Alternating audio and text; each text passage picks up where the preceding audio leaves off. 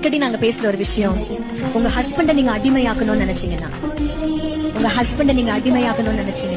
காலம் ஃபுல்லா ஒரு அடிமையின் மனைவியாகவே நீங்கள் வாழ வேண்டியதா இருக்கும். எப்படி? அடிமையின் மனைவிதான். ஆனா உங்க ஹஸ்பண்ட நீங்க ராஜாவாக்குனீங்கன்னா நீங்க எல்லாம் எப்படி மாறுவீங்க? எது இஷ்டப்படுறீங்க? நான் ராணியா இருக்கணும் சொல்லுங்க. நான் ராணியா இருக்கணும். அப்போ மாற்றத்துக்குரியவர்கள் நீங்க தான். இன்னைக்கு நம்ம மாறிக்கலாம். எத்தனை பேர் முடிவெடுக்கிறீங்க? கூட வந்து நீ நிற்பதும் கூட விட்டு நான் செல்வதும் தொடருதே நாடகம். பாதி மட்டுமே சொல்வதும் மீதி நெஞ்சிலே என்பதும் புரியுதே காரணம்.